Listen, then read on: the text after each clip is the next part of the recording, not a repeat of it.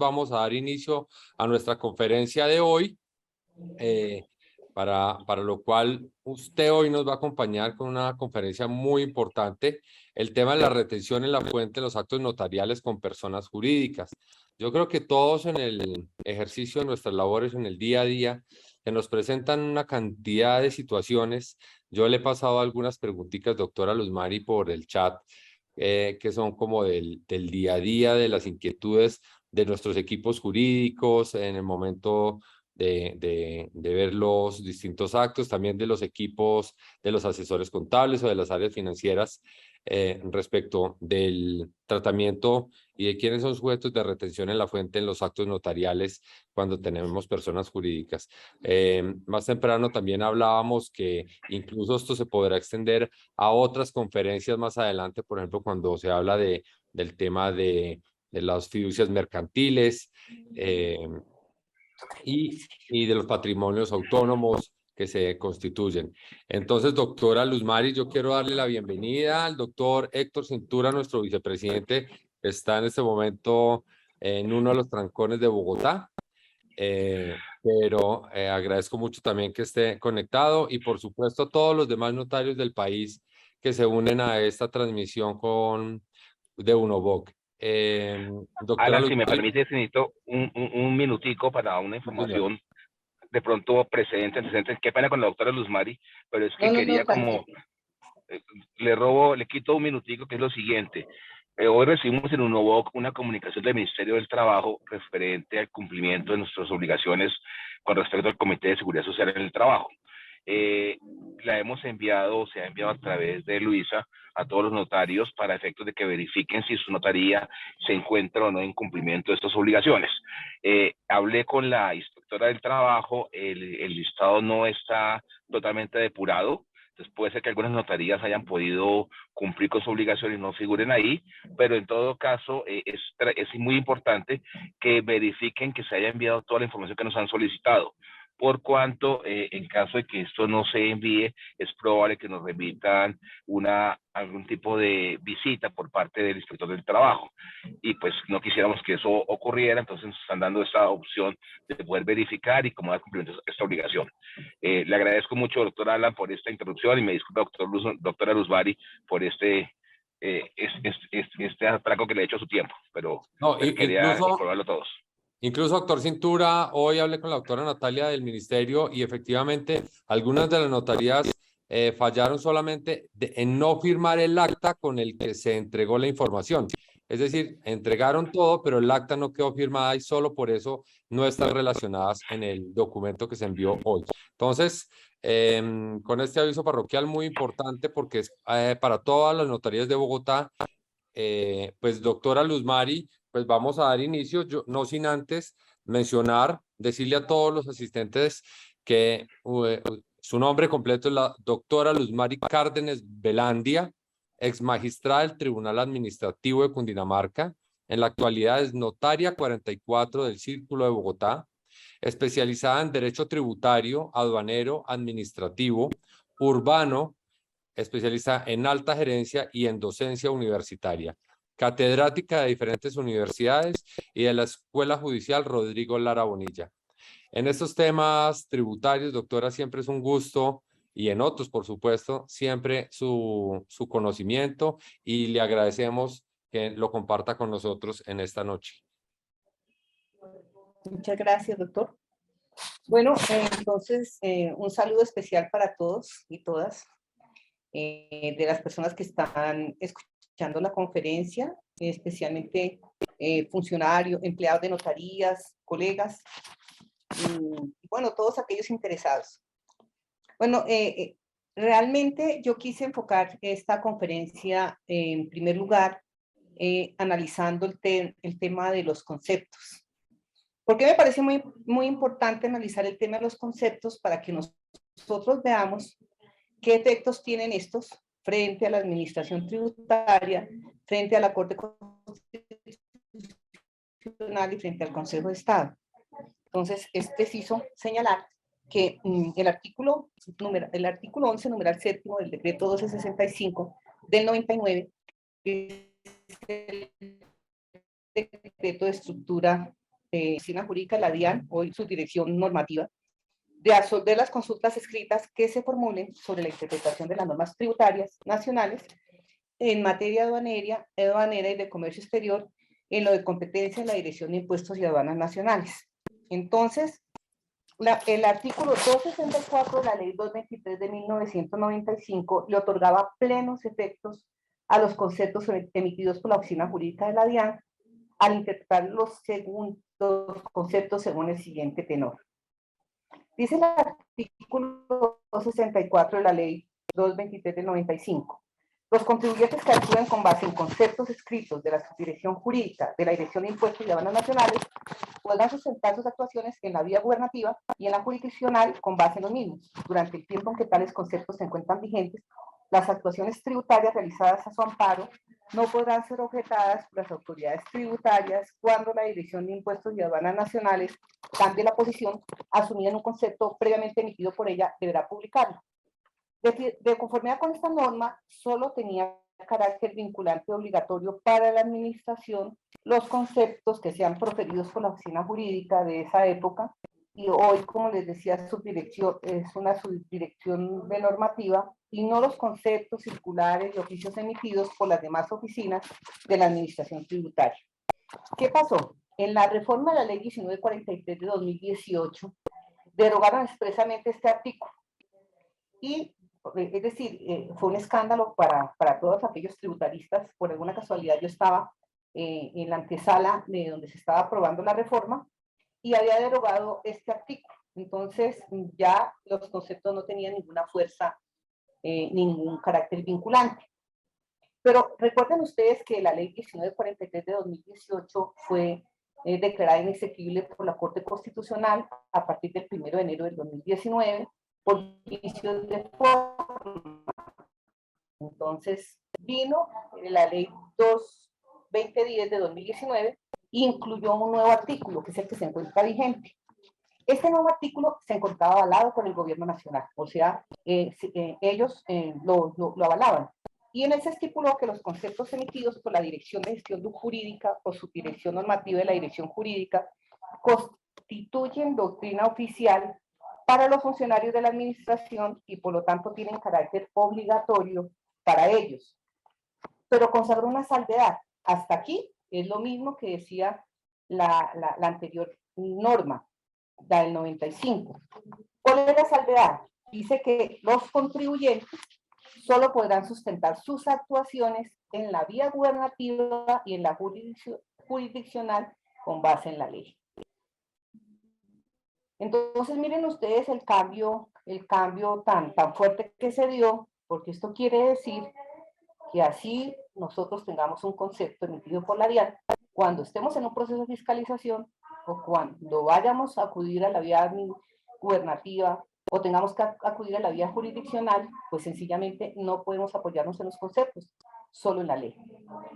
Esto realmente es como contradictorio, porque uno dice, pero bueno, ¿acaso los conceptos no se basan en la Constitución ni en la ley? Uno piensa que sí. Y en la mayoría de los casos puede suceder. Sin embargo, ustedes ven que muchos conceptos de la DIAN han sido declarados nulos. O sea que, imagínense que uno realice una actividad notarial, cobre algo que no debe cobrar y posteriormente en un proceso de fiscalización, en una investigación disciplinaria, en un proceso de responsabilidad civil, uno diga, es que yo cobré porque el concepto decía. Pues según esto, no, solo debemos de basarnos en la ley. ¿Esto qué implica? Esto implica que definitivamente, cada vez que sale una norma en materia tributaria, pues uno sí debería de analizar la norma, de mirar qué dice, de analizar el concepto y ver qué tanto el concepto está conforme a la ley y a la Constitución, o qué tanto de pronto genera dudas. Pues yo les doy el ejemplo del tema de la restricción de la fuente en personas jurídicas, cuando variaron el concepto, cuando el concepto trajo como una confusión, hecho que vamos a analizar más adelante. Yo jamás vi ese concepto. Es decir, desde el comienzo hice un análisis de lo que era el artículo 398 y el artículo 401, y efectivamente entendí entendí que una era la retención en la fuente del pre-98, cuando vendía una persona natural, y otra, del parágrafo del 401. Esta retención en la fuente del 401, lo que pasa es que la gente pensaba que era nuevo. No, esta retención en la fuente de persona jurídica, cuando compra un bien a una persona jurídica, existía desde hace muchísimo tiempo, sino que sencillamente las personas jurídicas no retenían. Entonces, como en todo, y gracias a Dios, la administración tributaria ha visto que los buenos resultados los da el hecho de que efectivamente sea el notario el que verifique. Entonces, digamos, no tenemos en este momento ningún pronunciamiento en relación con la ley porque es muy reciente, pues para tener un pronunciamiento jurisprudencial, ya sea de la Corte o del Consejo de Estado. Pero sí vale la pena, porque miren, en la primera parte, pues igual los conceptos siguen siendo obligatorios para los funcionarios de la DIAN. Para nosotros es que no son obligatorios y no podemos alegarlos. Para nosotros no han sido obligatorios nunca, uno podía hacerlo, apartarse o estar con él.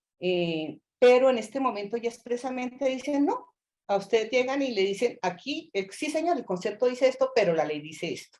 Hablaba hoy con un abogado acá de la oficina de mis hijos, que es tributarista, y me decía, a nosotros nos ha pasado en procesos de fiscalización, nos llegan y nos han alegado algún hecho y sacamos el concepto, y para la DIAN, ni siquiera los funcionarios de la DIAN a veces lo respetan. Entonces, ¿qué pasaría? ¿Qué pasa con la persona que por ejemplo, digamos, cuando se dio el tema de la retención en la fuente, algunas notarías cobraron a las personas jurídicas o hicieron la doble retención y bueno, pues al fin y al cabo, sí, lo hicieron con base en un concepto, pero yo recuerdo una retención en la fuente, si hay retenciones en la fuente donde las adquieren las personas jurídicas que pueden valer 200, 300 millones. Si es una cosa, depende del negocio. ¿Qué pasaría si alguien encontrara que ahora, según el concepto, esto no deberíamos de haberlo hecho y nos demandara? Entonces, ¿o qué tendríamos que hacer nosotros en un proceso, por ejemplo, disciplinario? Cuando nos dicen, sí señor, el concepto dice esto, pero la DIAN dice esto, pero la ley dice esto, pues sencillamente nos tocaría demandar. Nos tocaría demandar el concepto.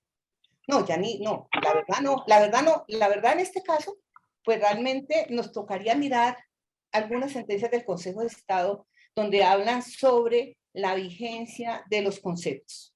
Y es muy interesante este tema para uno poder saber qué hacer cuando incurre en una de estas situaciones.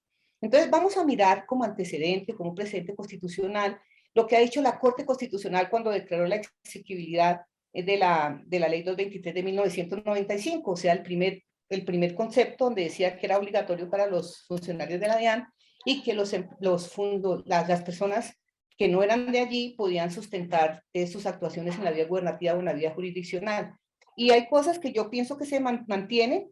La Corte declaró la exequibilidad de ese artículo con fundamento en los siguientes argumentos. Dice, es una forma de autorregulación de la autodisposición de la administración tributaria y es el primero obligado a acatarla o respetarla. Esto ya ha dicho la Corte. O sea, si es obligatorio para ellos, ellos están obligados a acatarlo o a respetarlo. La obligatoriedad se da con el fin de unificar la doctrina y evitar por este medio que la administración pueda inducir involuntariamente en un error a los usuarios de la administración.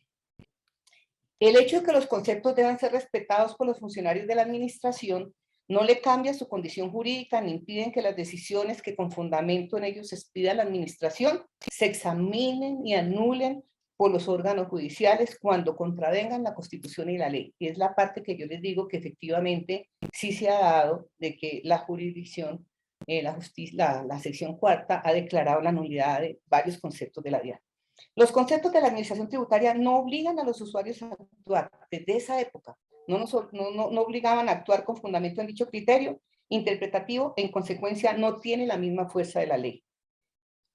Sin embargo, la Corte Constitucional reconoce los conceptos proferidos por la DIAN, hoy Dirección de Gestión Jurídica o Subdirección de Gestión Jurídica, como actos administrativos cuando estos tienen un carácter normativo que se revela por la obligatoriedad en su aplicación para la administración. y por la posibilidad de sujeción a ellos de los usuarios de la administración tributaria, por lo cual adquieren la categoría de actos reglamentarios, aunque en un rango inferior al que expide el presidente de la República. Más adelante, en un concepto que vamos a analizar sobre el contrato en la opción de compra en el leasing, ustedes verán cómo la DIAN dice el notario no deberá exigir tal cosa. O sea, es algo que no está en la ley, es algo que realmente nos vincula. Entonces, básicamente lo que dice la Corte es que cuando estos conceptos vinculan a las personas o generan algunos efectos en ellos, tienen el rango de actos administrativos, pero como actos reglamentarios, pues no con la misma categoría que tiene los que expide el presidente de la República, pero sí son actos administrativos y en consecuencia pueden demandarse. La obligatoriedad para la administración de dichos conceptos obedece al propósito de la unificación de la doctrina tributaria, a la necesidad de otorgarles un grado evidente de seriedad y certeza y evitar que la administración, por esta vía, que la administración pueda inducir voluntariamente un error a los contribuyentes, desconociendo los criterios que establecen dicha materia y que adoptaron los contribuyentes como sustento legal frente a las autoridades administrativas, violando los principios de buena fe y de confianza legítima. La Corte Constitucional en la sentencia 542 de 2005 manifestó: los conceptos emitidos por las entidades en respuesta a un derecho de petición de consulta no constituyen interpretación autorizada por la ley o de un acto administrativo dada la naturaleza misma de los conceptos. Ellos se equiparan a opiniones o consejos o pautas de acción o puntos de vista o recomendaciones que emite la administración, pero que dejan al administrado en libertad para seguirlos o no.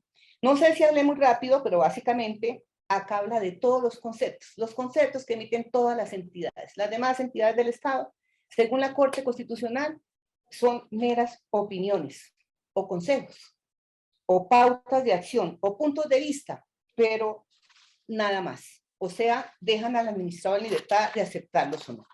Pero en cambio dice que cosa muy distinta es lo que sucede con los conceptos emitidos por la Subdirección Jurídica de la Administración de Impuestos y Aduanas Nacionales. Estos conceptos constituyen una excepción a lo dispuesto por el artículo 25 del Código Contencioso Administrativo, pero como ya se mencionó más arriba, la Corte considera que tales conceptos desempeñan una actividad autorreguladora que, de tener efecto frente a los particulares, ostentaría la categoría de actos reglamentarios, ya lo habíamos dicho, de rango inferior a los que expide el presidente de la República y posibilita su impugnación en la vía contenciosa administrativa. Sobre la naturaleza jurídica de los conceptos emitidos por la DIAN y por el Consejo de Estado, algunos doctrinantes consideran, hay muchos doctrinantes que consideran que no son verdaderos actos administrativos, porque no tienen todos los elementos que debe contener un acto administrativo. Sin embargo, lo cierto es que de conformidad con el precedente constitucional, el cual ya les he narrado, y el precedente jurisprudencial, se les considera como actos administrativos en los términos ya expuestos. Ya les comenté cuando lo vinculan. Y por consiguiente generan una responsabilidad en cabeza del Estado en concordancia con lo dispuesto por el artículo 6 y 90 de nuestra Constitución Política y en los principios constitucionales que marcan la actividad del Estado colombiano, entre otros la buena fe, la confianza legítima, la seguridad jurídica, la legalidad administrativa, igualdad, así como el deber de información en un Estado social de derecho. En relación con los conceptos, es preciso señalar que estos son de dos tipos. Miren, los conceptos que son a petición de parte, que corresponden a las consultas formuladas por los usuarios tributarios ante la DIAN, de forma específica, con una situación fáctica expresa y una situación fáctica jurídica, en los cuales se analizan temas generales o se unifican, en los cuales se da una respuesta a esa situación fáctica y esa situación jurídica. Pero hay otros conceptos que pide la DIAN, digamos, de oficio, y los denomina ustedes, a veces los encuentran cuando buscan en el Google o en la DIAN, se llaman conceptos de unificación, así como ha señalado la Corte cuando también profiere sus sentencias, que las llama de unificación. Aquí la DIAN también lo llama de unificación. ¿Y qué pasa? Estos conceptos son muy importantes y vale la pena que cuando uno los encuentra, leerlos, porque lo que hacen es que recogen todos los conceptos que han emitido, por ejemplo, en materia de retención en la fuente de personas naturales, por ejemplo, y hacen, digamos, como un análisis de todos y terminan concluyendo cuál es la doctrina vigente. Esto lo hacen, yo, pues es decir, de verdad que en esta oficina, la Subdirección de Gestión Tributaria, donde alguna vez pertenecí antes de ser magistrada, realmente tienen la gente que ha pasado por todos los cargos en la DIAN, jefe de fiscalización, jefe tributario, jefe de... O sea que es gente que tiene conceptos claros. Sin embargo, pues a veces ustedes encuentran conceptos contradictorios, ¿no? Lo ideal sería que efectivamente la DIAN cumpliera con esa función integradora, con esa función de efectivamente ser un apoyo, ¿no? Un apoyo en el análisis de las normas tributarias, pero de verdad, con todo lo que yo quiero a la DIAN, reconozco que efectivamente ya en un proceso de fiscalización esto a veces no se tiene en cuenta. Bueno, los conceptos emitidos por la Dirección de Gestión Jurídica o la Subdirección de Gestión Normativa y Doctrina de la Dirección de Impuestos y Aduanas Nacionales tienen carácter obligatorio, obviamente, como ya lo dije, para los funcionarios. Sería repetir lo que ya se ha dicho, que es lo que se encuentra vigente, que por favor quiero que recuerden. O sea, lo que tenemos vigente es que los conceptos los obligan a ellos, son doctrina oficial para ellos, pero para nosotros cuando vamos a interponer un recurso de reconsideración en la vía gubernativa, cuando vamos a demandar, solo podemos alegar la ley. Y como les decía, no sabemos qué va a pasar, porque esta norma no ha sido analizada por la Corte Constitucional, no tengo un caso, estoy buscando jurisprudencia reciente para ver qué ha dicho la jurisprudencia donde alguna persona haya demandado porque su actuación la hizo con base en un concepto y no se lo hayan tenido en cuenta. Yo creo que muy posiblemente pues sí va a servir de precedente constitucional y jurisdiccional y de la justicia también del Consejo de Estado, lo que ya dijo la Corte en relación con la función que ellos tienen y en la seriedad que deben de tener y en la obligación de que ellos mismos respeten sus conceptos. Y definitivamente no puedo entender, eso sí, cómo definitivamente la DIAN lo que hace es al interpretar los conceptos lo hace con base en la ley, con base en la Constitución. Y es la misma ley, la misma norma que estableció la estructura de funciones, la que le da esa categoría, digamos, a la interpretación oficial de las normas tributarias. Por esa razón, yo sí pienso que siempre, de todas maneras, la única entidad autorizada para interpretar las normas de carácter tributario, aduanero, cambiario, digamos, en lo que le toca, porque hay otras funciones que las tiene el Banco de la República, algo otro la Superintendencia Financiera, pues es esta subdirección de gestión de que trata la norma. Como le decía, lo ideal sería que no existieran conceptos contradictorios ni confusos, especialmente que todos los funcionarios de la DIAN cumplieran con la obligación legal de respetarlos. Entonces, como les decía, pues nos toca esperar, tal vez en una próxima conferencia, si alguna vez tengo la oportunidad de volver, les tenga algunas jurisprudencias ya en relación con el nuevo artículo que se expidió en la reforma tributaria y podamos analizar para dónde vamos. Sin embargo, sí vale la pena analizar algunas sentencias del Consejo de Estado que son muy importantes porque en relación con las jurisprudencias del Consejo de Estado uno se encuentra muchas veces ya jurisprudencia sobre un caso concreto, donde efectivamente un administrado basó su actuación en un concepto y luego igual lo sancionaron, igual no le tuvieron en cuenta su actuación. Entonces, ¿qué ha dicho el Consejo de Estado? Mire, en la sentencia número 41001, 2331.000, 0485, del 18 de julio de 2013 dijo, con respecto al carácter vinculante y los efectos de los conceptos emitidos por la DIAN, esta sección ha reiterado que los conceptos que en ejercicio de las funciones expide la DIAN constituyen interpretación oficial para los funcionarios de la entidad y aunque no son obligatorios para los contribuyentes, sí son un criterio auxiliar de interpretación. También ha considerado que aquellos conceptos jurídicos que son capaces de modificar o crear una situación jurídica en cabeza del contribuyente son considerados como actos administrativos susceptibles de control judicial. Por ende, al tener tal carácter, se les aplica la regla general de irretroactividad de los actos administrativos, es decir, solo producen efectos hacia el futuro una vez sean hechos públicos.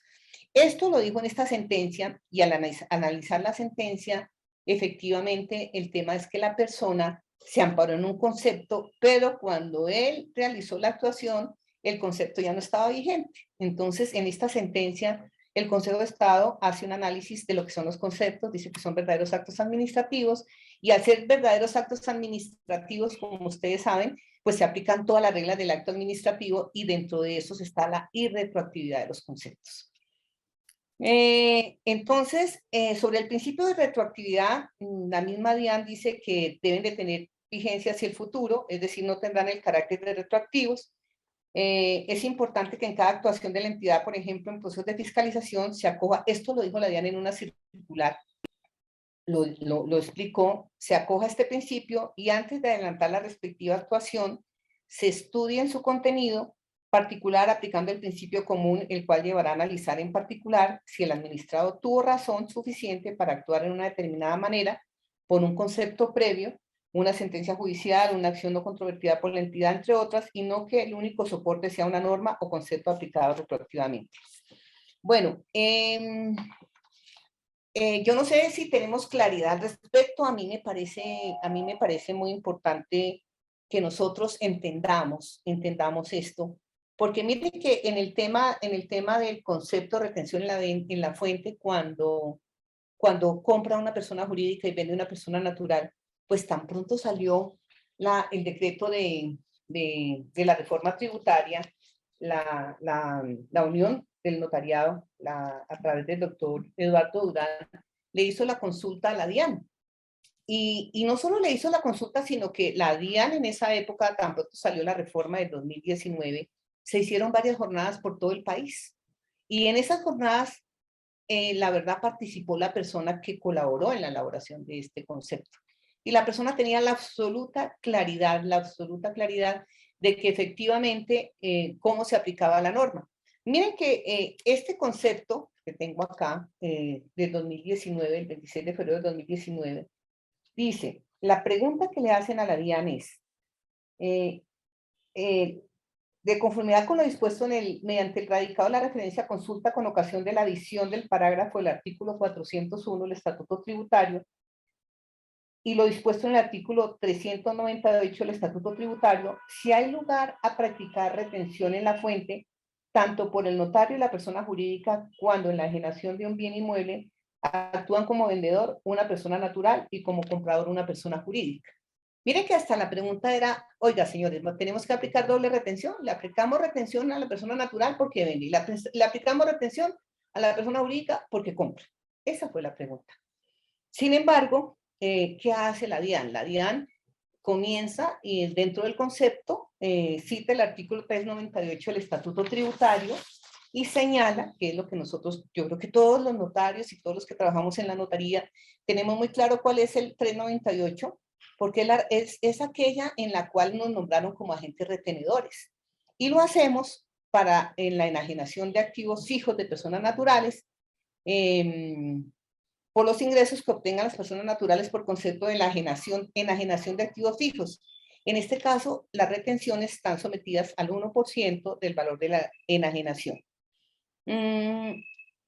Y lo tenemos súper claro, creo yo, ¿no? También dice la norma que la retención aquí prevista debe de cancelarse previamente a la enajenación del bien ante el notario en el caso de bienes raíces, ante las oficinas de tránsito cuando se trata de vehículos automotores o ante las entidades autorizadas para recaudar impuestos en los demás casos. Entonces, en el mismo concepto dice que de esta norma hay tres elementos que son la retención en la fuente, que se aplica para aquellos ingresos percibidos por personas naturales, que el ingreso se percibe por la enajenación de activos fijos, no solo inmuebles, que en este caso actúan como agentes de retención los notarios, en el caso de bienes raíces, y bueno, las oficinas de tránsito y otros en otros casos.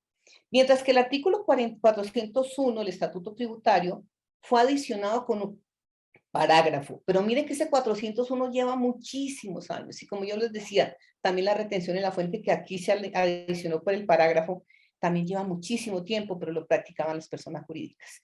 ¿Y qué dijo ese parágrafo? Que cuando el comprador de un bien inmueble es una persona jurídica o una sociedad de hecho, la retención en la fuente a título del impuesto sobre la renta constituye un requisito previo para el otorgamiento de la escritura pública o la transferencia de derecho o cuotas representativas de bienes inmuebles. Para estos efectos, la persona jurídica o sociedad de hecho pagará la retención en la fuente mediante recibo oficial de pago. Yo creo que esto para todos es súper claro, que es el recibo oficial de pago, hasta pues yo que soy tan mala con los números, sé que es el 490, y que posteriormente lo que hace esta persona es que imputa dicho pago a la retención en la fuente correspondiente del año que presente en el año siguiente. Entonces, miren, básicamente aquí lo que hace la DIAN es que hace un análisis del artículo 398, del artículo 401, y dice, mire, el artículo 398 es prevalente, es específico, es donde a ustedes les dicen cómo se actúa cuando vende una persona natural. Mientras que el artículo 401 habla de otros ingresos diferentes, o sea, diferentes al del 398, y establece que este solo es para cuando adquiere una persona jurídica. Y la verdad, el concepto salió perfecto, no solo analizó este caso, sino que analizó todos los casos, pero para el caso concreto, pues el que tenía problema era el relacionado con la retención en la fuente cuando adquiere una persona jurídica. Y señaló que cuando vende una persona natural y compra cuando vende, perdón, cuando el vendedor como el comprador sean personas naturales, pues ahí se aplica la retención porque el vendedor es una persona natural. Cuando el vendedor sea persona natural y el comprador es una persona jurídica, pues ahí también prevalece el de la persona natural. Ahora, ¿qué pasa cuando el vendedor es una persona jurídica y el comprador es una persona jurídica? Pues ahí sí se aplica la retención en la fuente porque el vendedor es una persona jurídica. Y termina en este concepto que igual ustedes lo deben de tener y pues todos felices con este concepto, todos estábamos muy contentos con este concepto. Sin embargo, hay una señora que se llama Irma Susana Caballero Moreno, que obviamente en ejercicio del derecho que tiene de petición y de solicitar conceptos, volvió y le preguntó a la DIAN qué pasaba con la retención en la fuente cuando adquiere un bien una persona jurídica. Y la verdad, el concepto, pues lo que pasa es que no es muy claro.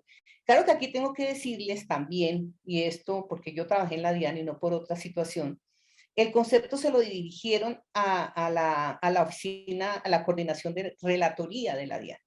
La oficina de relatoría de la DIAN es como, digamos, sí, como la relatoría del Consejo de Estado, la relatoría del tribunal. Uno manda a la relatoría todos los conceptos, todas las sentencias que profiere. Aquí también en la relatoría se mandan todos los conceptos que profiere la DIAN y ellos aquí lo que hacen es como una clasificación de los conceptos y tienen el tesauro y el macrotesauro y bueno, todo eso que colocan para darle un orden a los conceptos. Y realmente la oficina de relatoría, cuando ustedes le pueden pedir a la oficina de relatoría, mire, señores, relatoría, mándeme todo lo que usted tenga en materia de retención en la fuente de persona natural, por decirles. Y la relatoría lo que tiene que hacer es ubicarlos todos y enviárselos. Eso es lo que hace la relatoría. Tanto que ustedes miran el concepto, este concepto es del 21 de junio de 2022, es el 100, 19, 24, 67, 16, 18. Y realmente la persona que emite este concepto dice cuáles son los conceptos que existen en materia de retención en la fuente y señala todos los oficios menos el que les acabo de señalar. Ese no lo tuvo en cuenta. No sé por qué, si se le pasó error humano. Lo cierto es que al final lo que pasa es que el concepto fue como contradictorio, porque mire lo que dice.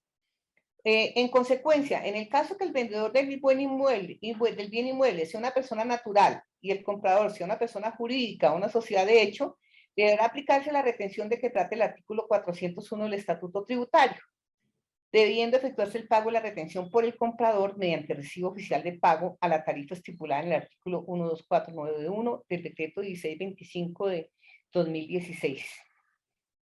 Bueno, esto es contradictorio a lo que dijo el otro concepto. Es totalmente, pues, contradictorio porque no es así. Sin embargo, después dice: ténganse presente que la retención en la fuente estipulada en el 398 del Estatuto Tributario está vigente y va dirigida a la enajenación de activos hijos de personas naturales. En ella el agente retenedor es el notario. O sea, yo creo que con esto, con este concepto, yo creo que fue que se generó la confusión. Yo recuerdo que pues de varias ciudades me llamaban y la verdad esto generó hasta una competencia desleal. Desleal no, porque no fue culpa nuestra, digamos. Pero a mí sí, yo creo que a varios les pasó. La gente, pues, ¿a dónde se iba? A donde no le cobraban la retención en la fuente cuando adquirió una persona jurídica. Allá se iba. Y esto duró bastante tiempo. Entonces, pues miren que de todas maneras, si todos decíamos que había confusiones porque todos entendimos mal este concepto. A raíz de eso, la doctora Adriana Cuellar, en su carácter de presidente de la Unión de Notarios de Bogotá, pidió una reconsideración del concepto. Y la verdad la DIAN, porque la DIAN obviamente no puede ir contra, digamos, de alguna manera la DIAN sí modificó afortunadamente el criterio, pero trató como de, ¿cómo les digo? No, yo creo que hubiera bastado con que hubiera dicho se mantiene el primer concepto, pero trató como de arreglarlo. Finalmente dijo lo que nosotros necesitábamos que dijera, lo que decía el primer concepto y es el que tenemos en este momento vigente. Y es que en consecuencia se reitera que tratándose de enajenaciones de inmuebles celebrados entre una persona natural en su calidad de vendedora y una persona jurídica en calidad de compradora, procede la retención en la fuente a título de impuesto de que trata el artículo 398 del Estatuto Tributario. Se considera que en este caso no hay lugar a la aplicación del artículo 401, o sea, no hay doble retención. Y su parágrafo, pues esta norma legal, esta norma regula lo concerniente a la retención por otros ingresos tributarios, aspecto que no puede perderse de vista, y dada la especialidad del mencionado artículo 398, se concluye que este concepto prima y debe respetarse. Bueno, ahí están los conceptos que salieron en materia de retención. También tuvimos una circular que fue la 467 de la superintendencia, pero realmente la circular lo que dijo es que pues precisó que cuando compra una persona jurídica, nosotros como notarios debemos de verificar que efectivamente con el recibo oficial de pago que se haya practicado la retención en la fuente, y al final pues no se inmiscuyó en esta situación que tenía la DIAN. Entonces, a mí me parece, sin embargo, que de todas maneras, para efectos, digamos, académicos, y aunque para ustedes, para algunos va a resultar muy aburrido, sí es muy importante determinar qué es la retención en la fuente. Porque es que muchas personas piensan que la retención en la fuente es como un impuesto. Y realmente ahí es donde también nos confundimos, porque la retención en la fuente es un mecanismo anticipado para nosotros en materia de renta, porque hay retención en la fuente anticipada de ICA, de ventas, pero en el caso nuestro es a título de renta. Entonces, cuando vemos que, ay, perdón, me perdonan, tomo agüita.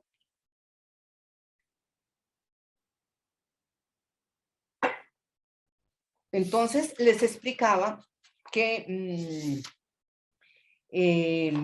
cuando nosotros aplicamos la retención en la fuente, realmente lo que estamos haciendo es, o la persona lo que está haciendo es que está pagando anticipadamente la renta que va a pagar de ese año, pero que efectivamente uno la presenta en el año siguiente, o sea, en el siguiente año. Y realmente, ¿qué es lo que uno hace? Pues la verdad, yo recuerdo cuando iba a pagar, tenía que pagar, renta y me decían, no, pero aquí usted le vamos a deducir lo que usted pagó de retención en la fuente, lo que le descontaron de retención en la fuente, claro que eso era título de salarios, pero igual.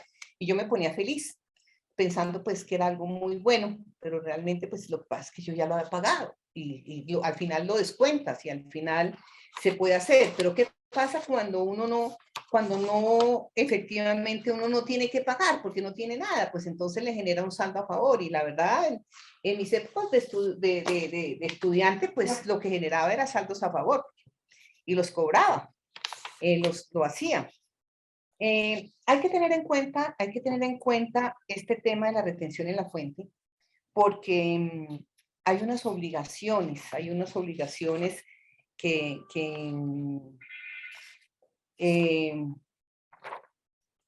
tenemos que cumplir. En charlas que hemos tenido con la DIAN, dice la DIAN, no sé si será cierto, que hay muchos notarios que no cumplen con el requisito de presentar las declaraciones de retención en la fuente y no las pagan. Y realmente, pues esta plata no es nuestra, ¿no? Esta plata es del Estado. Nosotros lo que hacemos es que la recaudamos, pero así como la recaudamos, tenemos que entregársela a la DIAN. Es muy serio el tema de cuando un notario no cumple con estas obligaciones y además es responsable cuando teniendo que practicar la retención en la fuente, cuando teniendo que verificar que se dio la retención en la fuente como agente retenedor, uno no la cobra, pues responde también por esto. Y también responde penalmente porque en el Código Penal esto está constituido como un delito que es omisión del agente retenedor. Hay notarios, no les voy a decir porque hoy sé de qué ciudad específicamente, de un notario que tuvo este problema y ya se fue.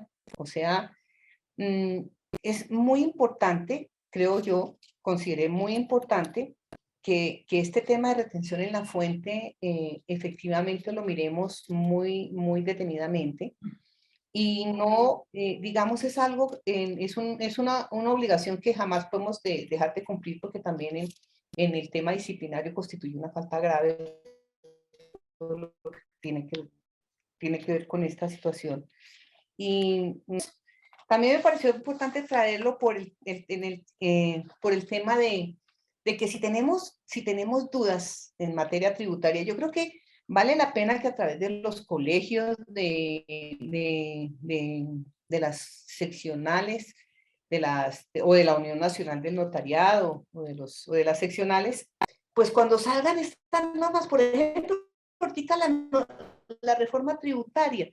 La reforma tributaria, pues, salen cosas que nos interesan, como por ejemplo, que se va a aumentar la exención en la venta de la casa de acción educativamente, así que en algunas sucesiones, porque les es más rentable esperar al año siguiente, porque no obstante que la ganancia ocasional sí o sí, si va por el 15%, se nos va a subir al 15%, de todas formas en la exención que hay de la venta de la casa de la casa habitación, alguien me decía, doctora, ya hice la operación y realmente me sale mucho más ventajosa presentar la declaración de renta del año siguiente.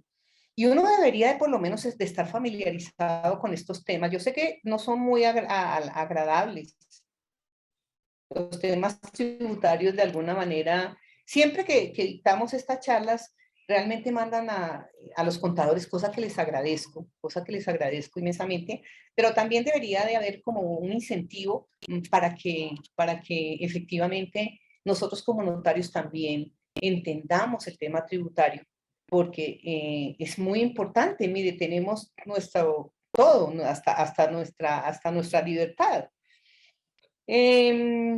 También, digamos, vale la pena, vamos a mirar qué es lo que les voy a decir.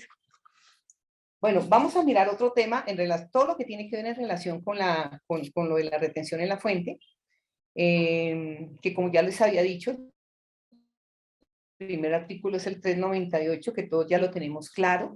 Luego vamos a ver el artículo 18 de la Ley 49 de 1990, que señala que en la enajenación de activos fijos de bienes raíces de persona natural, la retención del 1% en la venta de activos fijos deberá cancelarse previa a la enajenación del bien inmueble, también ya lo había dicho, que el no cumplimiento de dicha obligación, además de los efectos tributarios, da lugar a sanciones disciplinarias y penales en el Código Penal, lo había comentado, y que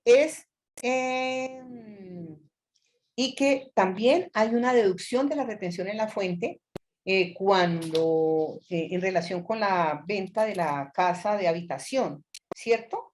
Hay que tener en cuenta que esto está consignado en el artículo 1.2.52, concepto de casa de habitación para efectos de la retención en la fuente. El artículo 399 nos dice que establece la disminución de la retención cuando el activo enajenado corresponde a la casa o apartamento de habitación del contribuyente adquirido con anterioridad al 1 de enero de 1987, señalando que el porcentaje se disminuirá hasta el 100% teniendo en cuenta el año de adquisición, es decir, para el año 1986 el 10%, el 85 el 20%, y así sucesivamente hasta que uno llegue al año, en el año 87 ya es el 100%. Entonces, miren que en el DU, en el DU, que es el 1625 de 2016, en alguna ocasión, y esto lo vi en una conferencia cuando estaba en Medellín,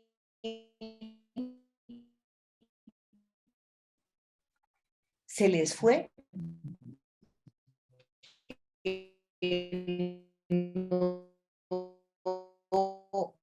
no establecieron el límite de los años. Y entonces quedó como si operara para toda la gente que quisieran tener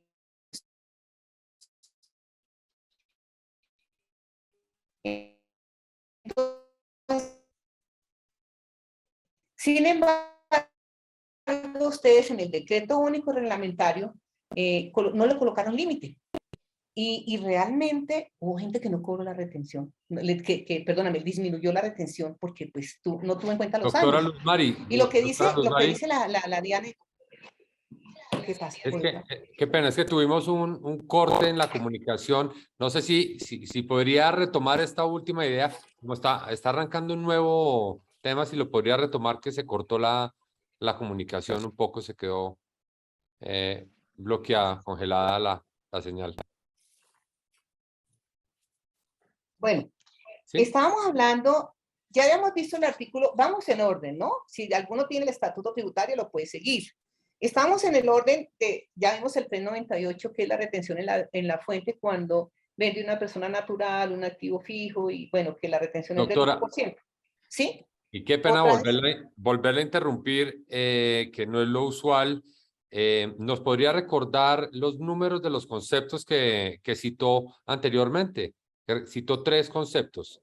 ¿De qué fecha son para poderlos compartir por el chat? Doctora, ¿le parece que se los mande, se los puedo mandar ya a usted Sí. los tengo, digamos, en mi correo, los tengo, y los puedo enviar para que todos los tengan, Perfecto, sí, está muy bien, doctora. Dígame a qué correo los mando. Dígame a qué correo los Ya mando se lo y se los escribió. No, mando. continúe, doctora, continúe, tranquila. No, mejor ¿Sí? mejor continúe, sí. Porque si me da el correo aquí, está una persona que me ayuda y los envía ya, los tiene ahí en el correo. Bueno, alain.duport, D-U-P-O-R-T, @gmail.com. Listo, ya se los mando, doctor. Perfecto, gracias. ¿Sí? Bueno, doctor. Gracias, continúe, doctora. Bueno, entonces les comentaba que el artículo 399 del Estatuto Tributario establece la disminución de la retención cuando el activo enajenado corresponda a la casa o apartamento de habitación del contribuyente, pero que fue adquirido con anterioridad al 1 de enero de 1987, señalando que el porcentaje se disminuirá hasta el 100%. O sea, en el año adquirido, si el inmueble fue adquirido en el año 86, pues se aplica el 10%, si en el año 85 el 20%, y así sucesivamente, hasta que llegamos al año 1987, donde no hay ninguna retención porque ya se llegó al 100%. O sea, no se disminuye la retención en la fuente que el notario debe verificar que se realice. Sin embargo, hay un decreto ustedes ven que muchas veces hablo del 398, otras veces hablo del decreto único reglamentario, que es el 1625 de 2016. En uno de estos, este decreto reglamentario, si bien es del 2016, la última actualización corresponde como al año 2000, después de la reforma, al año 2021, algo así. Se viene actualizando, se viene actualizando. ¿Y qué hace, a través de, qué se hace con este decreto? Pues se compilan todas las normas que están en el estatuto tributario, las que están por allí, y ahí están, a uno las encuentra y tienen esta numeración, que yo sé que eso tiene un propósito que no recuerdo en este momento cuál es, porque es más desde el punto de vista técnico de la información, el 125.2, el 3.1.1, ese tema. Creo que tuvimos que adoptarlo y lo tuvo que adoptar el estatuto financiero, el estatuto tributario y todos los estatutos. Entonces, en ese decreto único reglamentario, esto me sucedió en Medellín cuando alguien me dijo, doctora, pero según el decreto reglamentario, aquí no establece ningún límite en cuanto a los años. Acá dice que en la venta de un activo enajenado se puede disminuir la retención en la fuente y no me establece límites. Total que si yo vendí mi casa en este año, pues le aplico la retención del 10 hacia atrás y no hay retención en la fuente. Y le cuento que varios incluyen. Y alguno me dijo, pues a mí la verdad eso me favorecía muchísimo, pues ¿cómo no le va a favorecer? La gente va donde menos le cobran. Y resulta que tengo el concepto de la DIAN en que ya entonces después le preguntan a la DIAN, oiga señores DIAN, ¿por qué en el decreto único, cuál es el efecto que en el decreto 1625 de 2016 no se establezca ningún límite para disminuir la retención en la fuente? Y obviamente lo que dice es que este decreto solo es reglamentario. Y como es reglamentario, no se podía desconocer lo que dice la ley, porque las facultades reglamentarias no autorizan a que se cambie el concepto de la ley. Entonces, ¿se imaginan lo que pasó? O sea, la gente, hoy en día por eso, yo miro el DU, pero miro también el artículo del estatuto tributario para saber si es el mismo, porque ya sucedió, ¿sí? Y pues bueno, de todas maneras, si pasó en un decreto reglamentario, ¿cómo no va a pasar en un concepto, señores? Por eso yo les digo que cuando tengan un tema tributario, no solo miren el concepto, miren la norma. La verdad, no es tan difícil, no es tan difícil. En la medida en que uno le coge como un gustico a esto, pues le gusta. Bueno, hay que también establecer que en el decreto único reglamentario del 1625-2016, en su artículo 1252, se estableció el concepto de casa de habitación para efectos de la retención en la fuente a saber. Entonces, ¿qué dice? El concepto de casa de habitación para efectos de la retención en la fuente, hoy artículo 399 del Estatuto Tributario, se seguirán las siguientes indicaciones. Cuando la casa de habitación del contribuyente se encuentre ubicada en un predio rural cuya área total no exceda de 3 hectáreas, dicho predio se considerará como parte integral de la casa de habitación. Cuando la casa o apartamento de habitación se haya adquirido en sucesión por causa de muerte, la fecha de adquisición para el asignatario será la de ejecutoria de la sentencia probatoria de la partición. Cuando se trate de apartamento o casa habitación recibido por uno de los cónyuges a título de gananciales, se tomará como fecha de adquisición la del título debidamente registrado mediante el cual fue adquirido por cualquiera de los cónyuges antes de disolverse la sociedad conyugal. Que esto sí me parece pues arbitrario porque realmente él pasa a ser dueño de la casa cuando ya en la partición se le entregan, ¿sí o no?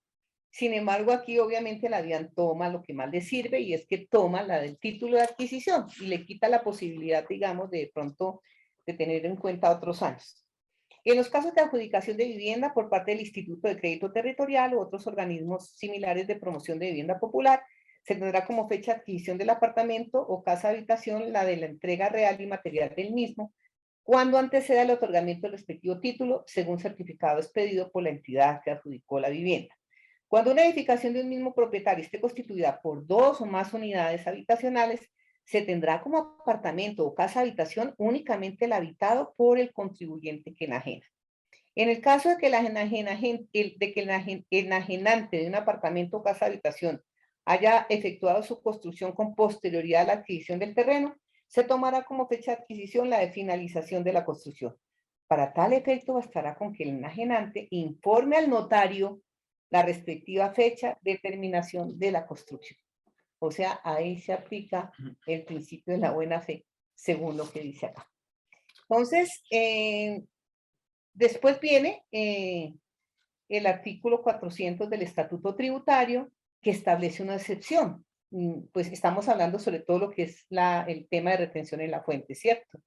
Y acá dice que el otorgamiento, la autorización y el registro de cualquier escritura pública de compraventa o de hipoteca de una vivienda de interés social de que trata la Ley 9 de 1989 no requerirá del pago de retenciones en la fuente. Entonces, uno se va al artículo 45 de la Ley 9 de 1989, subrogado por el artículo 36 de la Ley 3 del 91, y establece: con el objeto de sanear la titulación de la vivienda de interés social, el otorgamiento, la autorización y registro de cualquier escritura pública de compraventa o hipoteca de una vivienda de interés social no requerirá de ningún comprobante de paz y salvo o declaración fiscal, excepto paz y salvo municipal, si la propiedad figura en catastro. Si no figura, pues no. Tampoco requerirá el pago del impuesto de timbre y el pago de la retención en la fuente. Bueno, y acá que estamos viendo el impuesto de timbre, el impuesto de timbre vuelve, señores, y parece que a nosotros nos va a tocar verificar. Es decir, yo ya tengo un cuadrito ahí, pero no tenemos sino la verdad, no tenemos la ley, digamos, ya consolidada. No la tenemos la que salió en Cámara, pero ahí va el impuesto de timbre y para nosotros otra obligación en relación con el impuesto de timbre.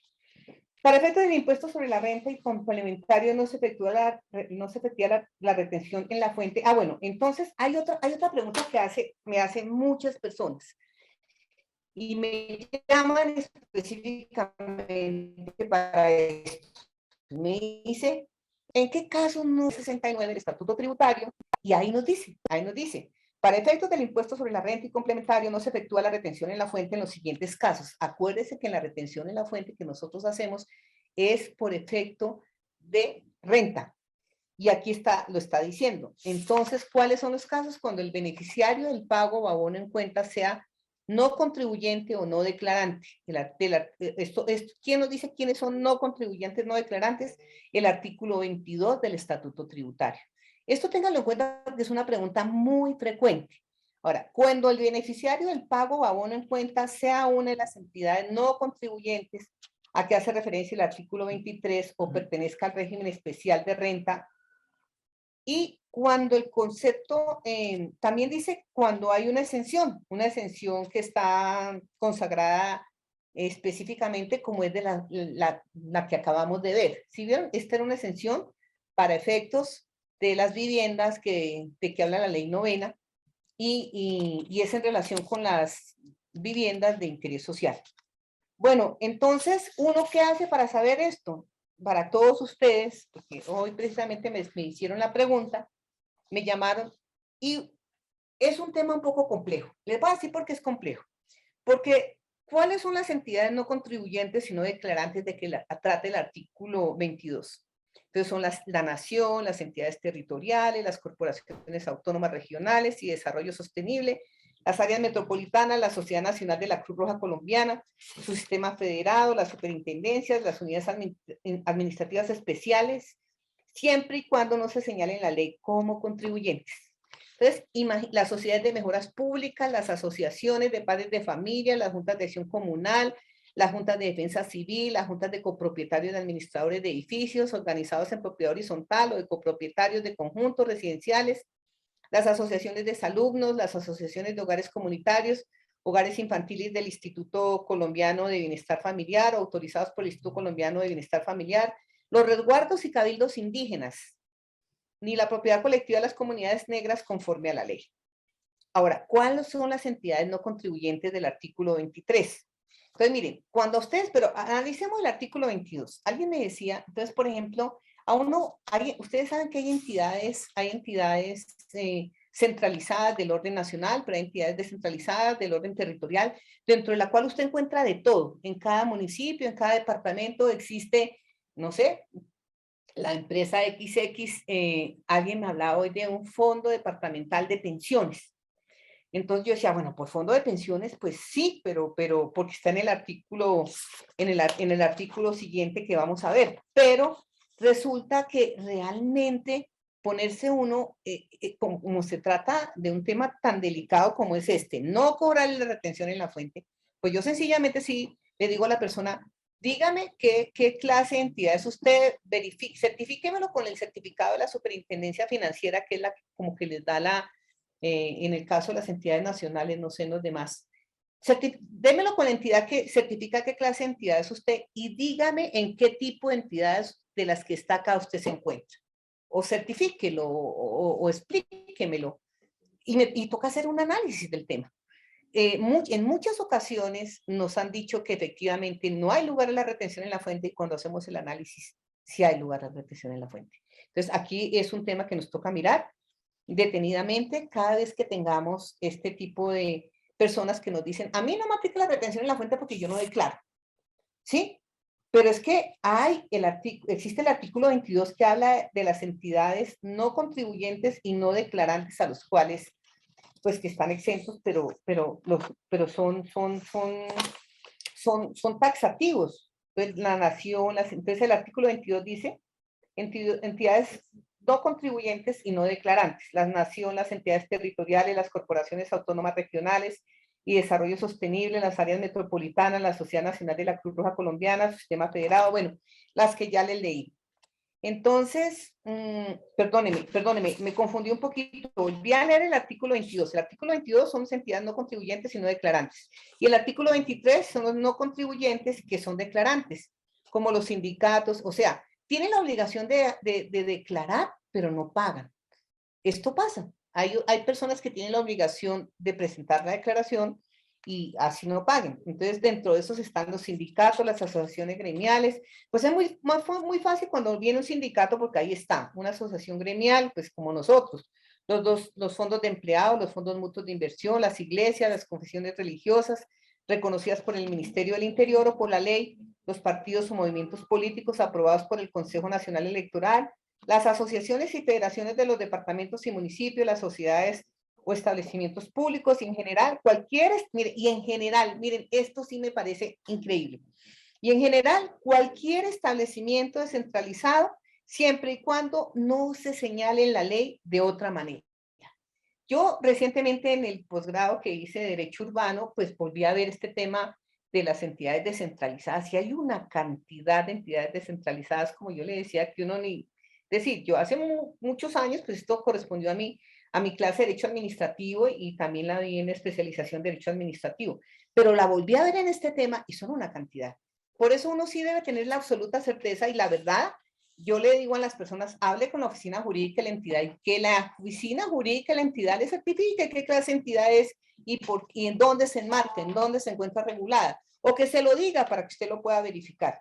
Y así lo hacemos porque es muy difícil uno ponerse, no es tan fácil uno, digamos, en las notarías cuando uno va toda, con escrituras que tienen que salir a veces en un día, ponerse a hacer el análisis de si es una entidad descentralizada y si además en la ley no está previsto, como que tiene que hacerlo o no.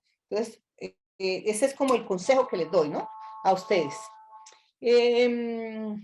Dice, las personas jurídicas originadas en la Constitución de la Propiedad Horizontal que destinan algunos bienes a áreas comunes para la explotación comercial o industrial generando algún tipo de renta tienen régimen ordinario del impuesto sobre la renta y complementarios y el impuesto de industria y comercio, tratamiento de propiedades horizontales de uso. Entonces, ¿cuáles sí no tienen problema? Los que tienen tratamiento de propiedades horizontales de uso residencial. No son sujetos de la retención en la fuente de la nación y sus divisiones administrativas mencionadas. Bueno, entonces yo creo que aquí ya ustedes por lo menos saben a qué artículos se van van a buscar en el estatuto tributario cuando se trate del tema de la retención en la fuente, cuando alguien les dice, yo no declaro, imagínense, yo no pago, entonces ¿cómo voy a hacer para que me devuelva la retención? Pues la verdad, pues no sé, la perderá, si es que efectivamente no tiene que pagar, pero lo cierto es que eso normalmente no es cierto, no es cierto. Por ejemplo, una persona que venda un bien determinado valor, pues va a tener un ingreso, y uno paga en renta por lo que le ingresa. Sin embargo, en esto hay que tener, digamos, un poquito de cuidado. Vamos a ver algo que también me pareció muy importante. Bueno, también es algo que la gente dice, a veces dice, pero bueno, ¿qué es un activo fijo? Que es algo que de lo que habla el 398. Y la verdad, el concepto del activo fijo es el que no está destinado para ser comercializado, sino para ser utilizado, para ser explotado, de empresa para generar ingresos con su uso. Desde el punto de vista tributario es muy importante establecer el propósito con el cual se adquirió el bien. Por esa razón, tanto los muebles como los inmuebles pueden clasificarse en activos fijos dependiendo del uso destinado. Ejemplo, el inmueble que tenga como casa habitación, este es un activo fijo. Yo cuando compro mi casa habitación no lo compro para venderlo al año, ni a los 2 años, ni a los 6 meses. Bueno, puede que algún día tenga que venderlo porque mejoro de casa o porque me hacen una buena propuesta, pero realmente lo compro con el propósito de que voy a permanecer en él y va a ser mi casa habitación y por eso es un activo fijo. Y contrario, dice un bien que una persona jurídica, bueno, también un ejemplo es un bien que una persona jurídica adquiere para su empresa, es un activo fijo. Y los movibles son los que correspondan al giro ordinario de los negocios y como corolario de ellos se enajenan. Por ejemplo, una empresa que se dedica a vender y comprar inmuebles. No puede decir que la venta de esos inmuebles es un activo fijo porque sencillamente si usted va a la Cámara de Comercio y mire el objeto social, ve que para él ese es un negocio, entonces es un activo movible. Pues es un concepto, me imagino, para los contadores, los que sepan acá dirán, esto es muy básico, pero para algunas personas es muy importante de pronto hasta este tema que parece, pues, a veces tan trivial, ¿no? Vamos a ver que estamos viendo una circular que nos mandó la superintendencia. Permítanme la busco.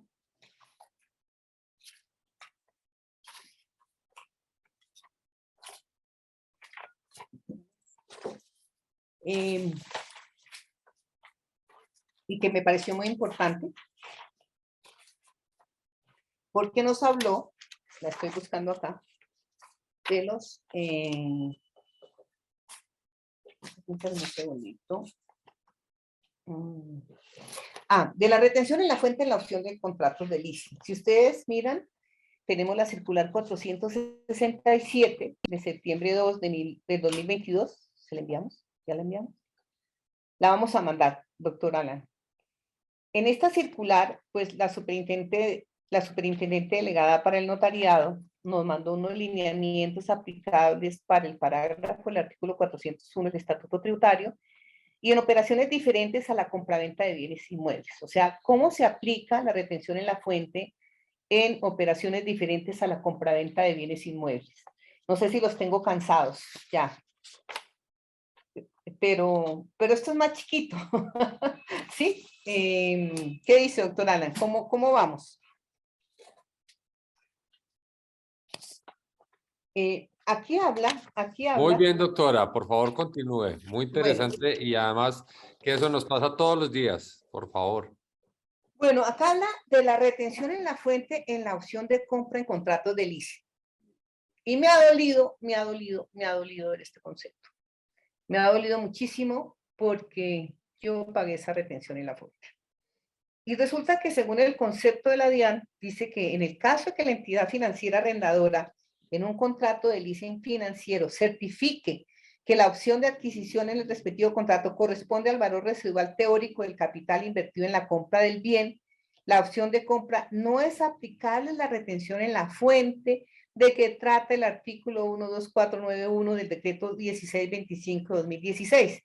Y por lo tanto no es procedente la aplicación del parágrafo del artículo 401 del Estatuto Tributario, razón por la cual los notarios no, miren lo que dice, este es el que yo digo que es vinculante, los notarios no deben exigir la presentación del recibo de pago de la retención en la fuente para autorizar la escritura pública por la cual se ejerce la opción de adquisición del bien inmueble dado en leasing o arrendamiento financiero. Cuando yo este caso lo tuve porque tengo tenía una operación de una persona jurídica muy cercana y resulta que yo llamé al notario y le dije yo, bueno, ¿qué hacemos con la retención en la fuente? Y él me dijo, pues, ¿qué hacemos? Y la verdad, estábamos en esa época había notarías que cobraban la retención en la fuente sobre el valor total de la operación, había otras que cobraban sobre la opción de compra, y pues la verdad, yo aplicaba la más favorable, y pues tengo que decirlo que lo hacía porque lo hice, que era sobre la opción de compra, que normalmente era una cuotica muy bajita, pero igual aplicaba la retención en la fuente.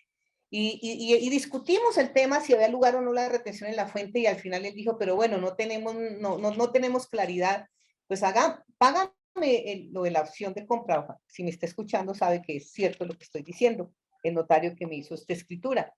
Y ahora encuentro que según este concepto, claro que afortunadamente igual lo tenemos, porque este concepto para mí sí es vinculante, porque como les digo, expresamente dice que razón por la cual los notarios no deben exigir la presentación del recibo de pago y la retención en la fuente para autorizar la escritura.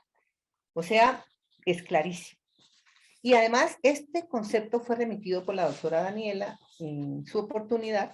Me pareció muy interesante.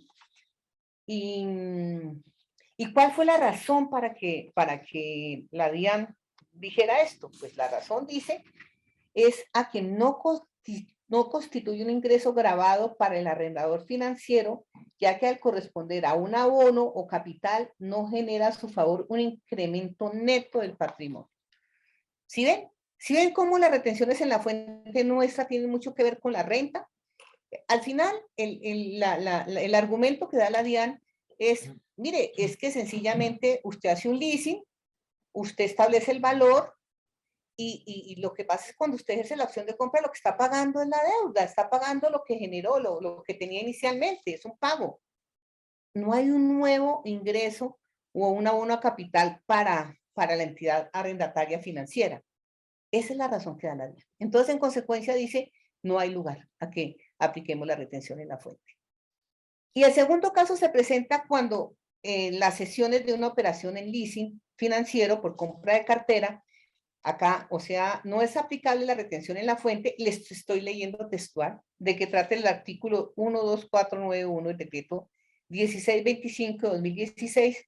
Por lo tanto, no es procedente la aplicación del artículo 401 del Estatuto Tributario, razón por la cual los notarios no deben exigir en estos eventos la presentación del recibo de pago y la retención en la fuente para autorizar la escritura pública por la cual se traslada la propiedad del bien a la nueva entidad financiera que ejerció la opción de adquisición del bien inmueble para constituir una nueva operación de leasing con el mismo cliente del negocio inicial. Aquí sí tenemos que tener cuidado, ¿no?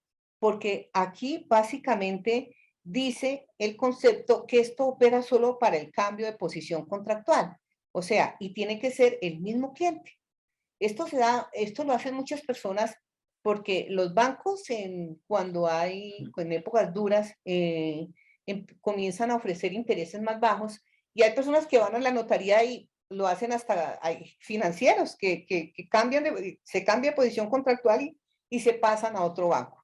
Entonces, en este caso, pues sí, no hay lugar a la retención en la fuente siempre y cuando sea el mismo cliente y solo haya cambio de la posición contractual. Dice, bajo dicha premisa, dice el mismo concepto, y a partir de la explicación de los puntos anteriores, en cada caso se deberá verificar si la cesión del contrato por parte de un arrendador financiero a otro, si existe un pago por parte de un arrendador financiero a otro, lo cual acarrea la transferencia del bien sometido a arrendamiento financiero, genera un pago o abono en cuenta que constituye ingreso grabado con el impuesto sobre la renta, el cual estaría sometido a la retención en la fuente. Claro, si la idea es con otra persona diferente a quien hizo el leasing inicial, pues sí hay lugar a aplicar la retención en la fuente. Ay, perdón, voy a tomar agüita.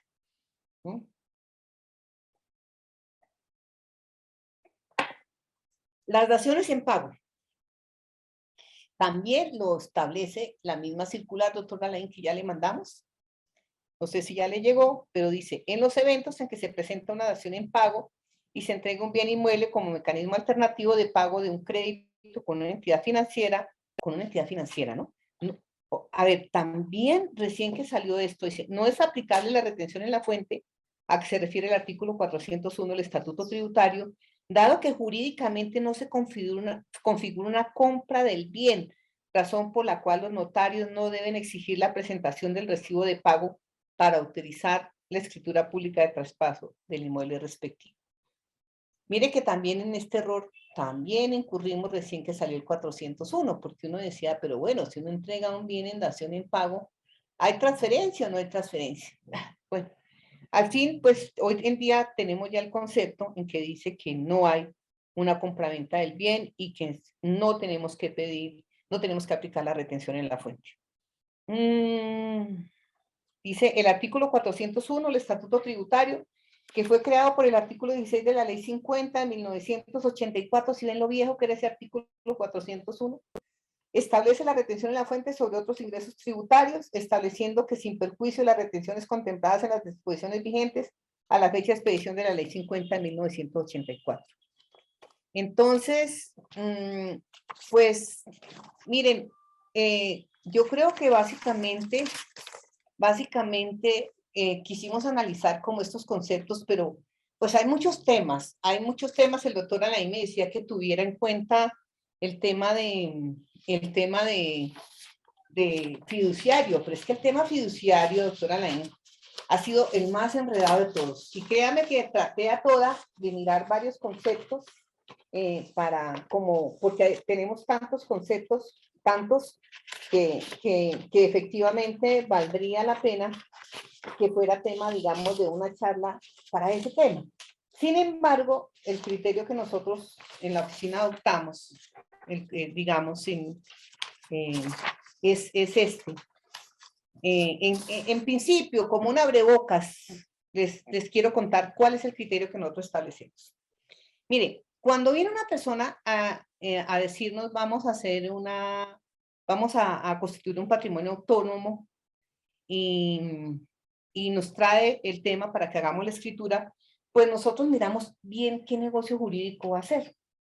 Y entonces para tal efecto, al mirar el artículo 102 del Estatuto Tributario, uno mira si el tradente tiene la misma calidad de fideicomitente o de beneficiario, y en este caso no aplicamos la retención en la fuente. Con el mismo concepto de la renta, porque en el mismo decreto dice de que no hay un ingreso. Y como no hay un ingreso, pues no hay lugar a aplicar la retención en la fuente.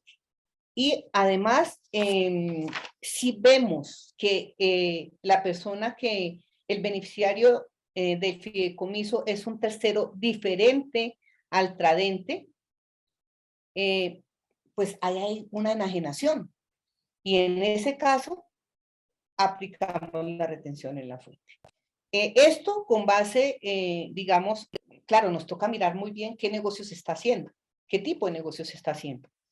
Esto con base en el principio de transparencia, que lo han citado en todos los conceptos de la DIAN, sin embargo, en el cual dice que el independiente, el principio de transparencia se define como el vehículo fiduciario y sus operaciones, gastos y beneficios repercuten en el beneficiario, que además puede coincidir con el constituyente. O sea, todo lo que se haga en el patrimonio autónomo, todo lo mismo que le pasa al patrimonio autónomo, es lo mismo que me va a pasar a mí si soy el fideicomisario o soy el beneficiario del fideicomiso. Eso es como la regla general que nosotros tenemos. Y bueno, hay muchos otros casos que hemos visto, como por ejemplo la retención en la fuente cuando vende la persona extranjera, que también hay conceptos sobre el tema. Pero la verdad, doctor Alan, no me dio tiempo, no me dio más tiempo porque digamos, yo creo que más de una hora, hora y media, ¿cuánto llevamos? 1 hora y cuarto. Una hora y 20. 1 hora y cuarto, 1 hora y 20. La verdad, en este tema que no es tan agradable para muchas personas, pues pienso que podemos llevarlo así, de a poquito, ¿no? Y muy sencillito. Yo creo que esto es muy sencillito. Podría comprometerme en un futuro a mirar el contrato de fiducia y mirar lo que ha dicho la DIAN en materia en conceptos, ¿no? Y también la doctrina, porque aquí también, pues, de alguna manera se vio la jurisprudencia, por lo menos en materia de los conceptos, lo que ha dicho la jurisprudencia en materia de los conceptos y la Corte Constitucional. Y lo ideal es el traer como más elementos para que la gente pueda en un momento dado hacer sus análisis. Yo creo que lo importante, lo que nos queda a nosotros es efectivamente que siendo nosotros los notarios los que terminamos perdiendo hasta nuestro cargo, como les decía, o perdiendo la libertad y nuestro patrimonio también, porque cuando la DIAN inicia un proceso penal le constituye la parte civil. La DIAN tiene una oficina dedicada a constituirse en la parte civil y dedicada a ver cómo le embargan hasta su casita y lo que tenga, hasta su comedor. Pues deberíamos de tener un poco, como deberíamos de meternos un poquito más en el tema tributario. Es como una invitación que yo hago. Bueno, no sé cuántas preguntas han hecho, espero que las podamos responder, y si yo no me las puedo responder, alguien que las pueda responder lo puede hacer. Listo. Doctora, pues no, vea, primero agradecerle mucho esta exposición maravillosa. Debo confesarle que envidio profundamente la facilidad con la que usted habla de todos estos temas que efectivamente son muy enredados para muchos de nosotros, a pesar de que es del día a día de nuestra actividad. En el caso particular, a mí me cuesta mucho trabajo entender todas estas mezclas y situaciones que se pueden dar con el tema de cuándo se debe pagar y cuándo no la retención en la fuente. Sobre todo porque, como usted lo dice, no solamente a veces los conceptos de la DIAN ellos mismos se contradicen, sino que tributaristas, contadores, financieros, todos tienen también su propia interpretación de estos temas. Entonces, la luz que usted nos da hoy es muy valiosa para todos nosotros y por supuesto que aceptamos y desde ya le invitamos a una segunda temporada de esta charla, porque de verdad que tenemos que armar un bloque bien importante sobre todo lo que corresponde a estos temas tributarios en los que los notarios participamos activamente, pues para recaudar al gobierno. Yo le voy a transmitir algunas preguntas y comentarios que han hecho los participantes, que hoy han llegado a 260 personas conectadas. Por supuesto, aquí el doctor Jaime Horta siempre dando el saludo, siempre puntual y acompañándonos en estas charlas. Luego Camila Gudelo hizo buenas noches, la grabación de conferencia la envían por este medio. Recordarle a Camila que en el canal de YouTube, en YouTube está el canal de Unobog. Allí se cuelgan cada semana todas las conferencias que se dictan por este medio. Entonces allí podrá encontrar esta y las demás conferencias que a lo largo de los últimos 2 años se han venido dando. Listo. En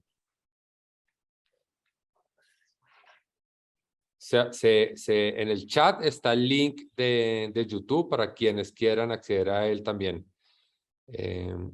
Ya se copiaron también los conceptos que la doctora mencionó, por acá los están solicitando, los 3 conceptos iniciales que presentó la doctora acerca de cuando en una enajenación el otorgante es persona jurídica, pues la cadena de 3 conceptos que se presentaron en la DIAN hasta la respuesta que se dio al correo que envió la doctora Adriana Cuellar como presidenta de UNOVOC. En Notaría de Medellín nos comenta lo siguiente. Hay algunas oficinas de registro que están devolviendo las escrituras por cuanto en las ventas de persona natural a persona jurídica se debe aportar el recibo 490. En este caso, ¿procede la aclaración en la cual se aporta el recibo 490 o se debe resiliar la escritura y volver a realizar la venta? Dios mío, es decir, sí, yo pienso que si lo hicimos previo a la celebración de la escritura, acuérdense que dicen que es un requisito previo que se debe acreditar y solo nos faltó incluirlo en el protocolo, pues no sé, hay unas oficinas de registro que admiten que uno le incluyan la copia, porque sí, y uno la regresa y la califican. Pero si eso depende, ustedes saben qué pena con mis colegas de registradores, que ellos de alguna manera crean pues, situaciones que no están contempladas en la ley. Para mí, realmente, el tema no debería ser una causal de evolución, porque no está dentro de las causales que establece el estatuto registral. Y ellos no verifican el principio de legalidad como lo hacemos nosotros. Es decir, yo creo que esto es como, no sé si lo hace como que fue una cuestión de forma que no se le fue el comprobante o que no lo pidió. Ahora, si no lo pidió, lo que pasa es que la ley sí dice que debe hacerse previamente, ¿cierto? Estoy mirando acá la pregunta.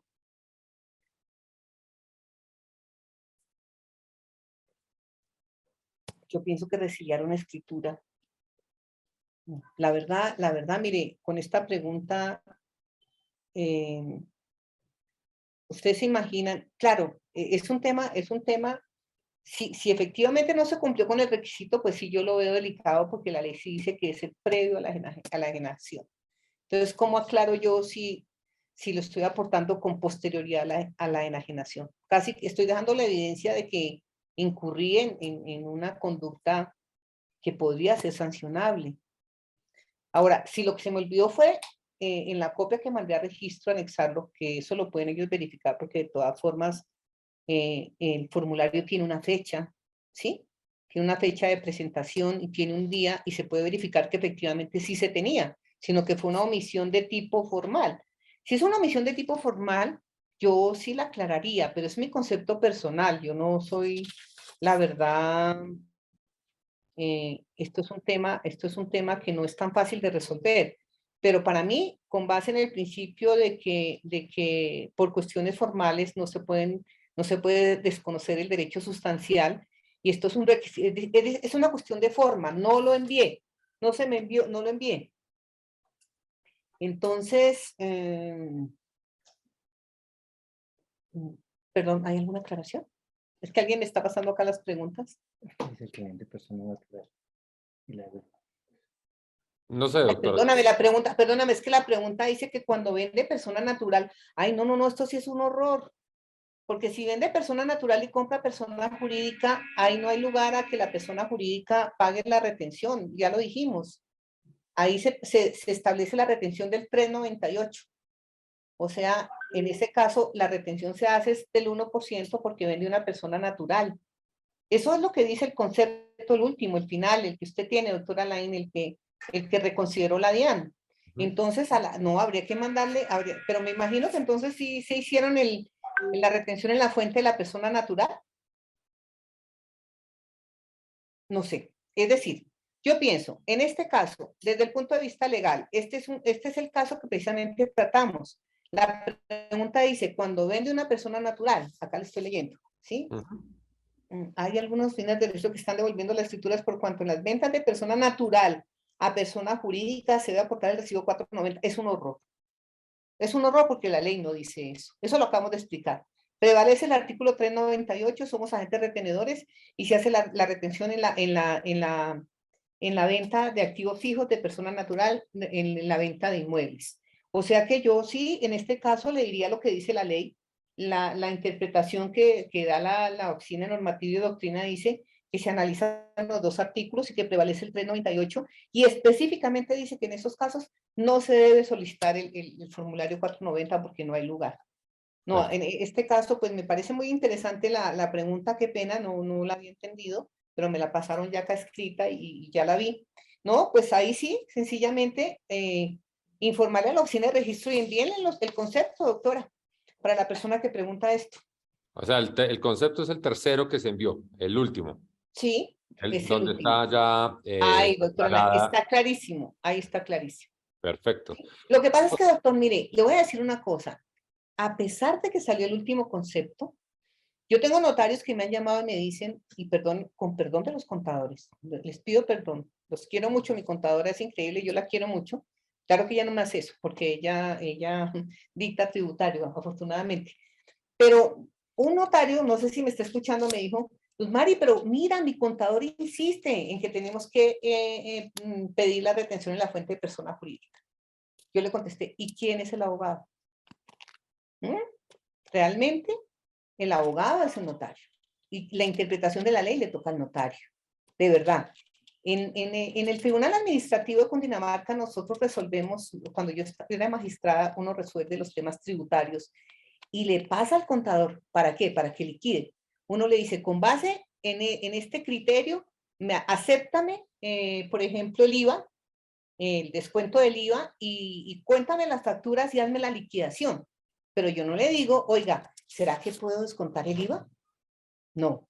En este caso, me da pena decir que hay notarios, hay contadores que son muy buenos, pero la interpretación de la ley, y más con la última disposición de la DIAN, pues la tiene que hacer un abogado. Si no es el notario, el jefe de la oficina jurídica, el que haga sus veces. Y la verdad, por eso, doctora Laín, quise traer este tema, porque son muchas las consultas. Entonces yo digo, pero Dios mío, ni con el concepto, ni siquiera con el concepto, a veces la gente tiene la claridad. Pero como le digo, porque efectivamente no se sientan un ratito a hacer el análisis. Hay algunos que sí, hay muchos que sí, hay muchos colegas que sí, muchos contadores que sí. De hecho, yo sí discuto estas cosas con mi contadora, me siento y hablamos y ya tomamos la decisión y para adelante. Pero Perfecto, normalmente, doctora. pero si me dijera que no, igual yo no le aceptaría. Porque la interpretación me corresponde a mí. Perdón, los abogados yo no sé si ustedes saben, una de las clases más importantes para los abogados es la introducción al derecho, y nos enseña los métodos de interpretación, y eso es una herramienta valiosísima, y los contadores, si bien saben de tributario, pues no, esa herramienta no la tienen. Bueno, Mire, doctora. doctora, ¿a dónde vamos? Bueno, no, una curiosidad acá que presenta otra persona asistente, dice, muchas personas se preguntan qué hace la DIAN con esos dineros cuando la persona no declara renta. Es decir, lo que pagó, lo que se le descontó, lo que pagó por renta, pero que usted ponía el caso, usted decía cuando era estudiante, entonces se generaban saldos a favor. ¿Es eso? Sí, se generan saldos a favor, y yo siempre todos los años me ayudaba para la universidad la plática que me volvían, porque claro que era en materia del descuento que me hacían por el salario, la retención en la fuente, ustedes saben que también va por salarios. Entonces me retenían y yo no tenía mayor cosa, no pagaba renta porque no era mucho, la verdad. Era la época de que estaba haciendo mi carrera, entonces el saldo a favor sí me servía para ayuda a la universidad. Yo lo tramitaba. Hay gente que le da miedo pedir el saldo a favor porque dicen que casi siempre cuando hay una solicitud de saldo a favor, se dispara el botoncito de la DIAN, y detrás de una solicitud de saldo a favor viene un proceso de fiscalización. Entonces, si la gente tiene algún pecadillo, pues no lo hace. Pero en mi caso, pues no era mucho, pero sí tenía yo la certeza de que me servía, y no tenía mayores cosas que pudieran discutirme. Entonces, pues sí, la verdad, eso sí dicen, cada vez que usted pida un saldo a favor.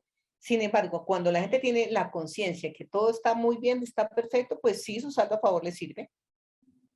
¿Mm? Así es, doctora. Otra pregunta de Denis.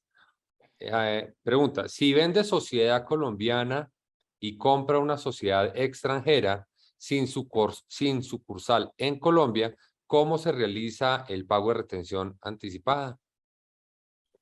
Pues independiente que sea de que sea Sociedad extranjera. extranjera, pues tiene que aplicarse la retención de persona jurídica. Aunque hay un concepto que quisiera mirar, que es cuando la retención en la fuente de sociedades extranjeras, no sé.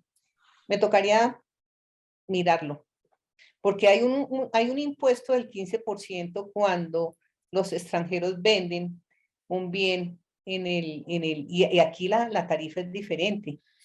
Por eso le decía yo que ese existe y que no lo iba a tocar hoy, porque no lo tengo dentro de los chuleados. Pero sí sé que cuando vende una sociedad extranjera, ahí se causa el 15% sobre la venta. Esto lo dice el artículo 415 del Estatuto Tributario. Y tiene sentido, porque es que el extranjero viene y vende su casa, viene, compra su casa, y resulta que se va del país y no le paga nada. Entonces, como no le paga nada, la forma de que se asegura la DIAN de que le pague algo es con la retención en la fuente. O sea, igual la gente dice, pero el pobre señor se va y al año entrante, doctora, él no va a declarar. Esas cosas me comentan a mí. Digo, yo lo único que miro es que el artículo 415 me dice que cuando vende un extranjero, de conformidad con los lineamientos que allí se señala, hay que hacer una retención del 15%. Y entonces, lo demás, pues, no me atañe como notaria, ni te lo puedo resolver. Eso tienes que preguntárselo a la DIAN. Sí, lo cierto es que yo sí tengo que verificar ese requisito. Perfecto, doctora. Pregunta Adriana María Oviedo Acosta, si a la luz del artículo 401, cuando la persona jurídica compradora es de régimen simple de tributación, no paga esta retención, y de ser así, debemos expresarlo en la escritura en cláusula especial. Bueno, eso hace relación al régimen simple, ¿no? Y en el régimen simple sí hay un único impuesto. La gente que se acoge al régimen simple, pues tiene unas condiciones. Toca estudiar todo el tema de cuándo se da y si efectivamente la gente está en ese régimen, y ahí sí hay un solo impuesto. Lo dice la norma. Cuando la última reforma, la anterior reforma tributaria, porque la última ya está, se creó este régimen simple y mucha gente se acogió. Creo que muchos notarios queríamos hacerlo porque eran ideales, pagar un solo impuesto y no pagar nada más. Pues ahí yo pienso que si es un solo impuesto el que tiene que pagar, pues no tiene que pagar nada más. Pero toca revisar, digamos, cuando se habla del régimen simple en la reforma tributaria, ahí establece que hay un único impuesto, pero también establece algunos requisitos y no es fácil pertenecer a ese régimen simple, no es tan fácil. Ok. La señora Blanca Yolanda Bermúdez hace presenta una apreciación, un comentario, dice, en este momento no existe una directriz que oriente qué norma se aplica si el 398 del Estatuto Tributario o el parágrafo 1 del artículo 401, cuando en un acto de compraventa vende una persona natural y compra una persona jurídica. Algunas ORIPs no están aplicando los conceptos de la DIAN. Pues mira, Alan, y lo acabamos de responder, ¿no? Eso está ya, precisamente fue reconsiderado. Mira que lo que hizo la DIAN de alguna manera establece esa precisión en el último concepto.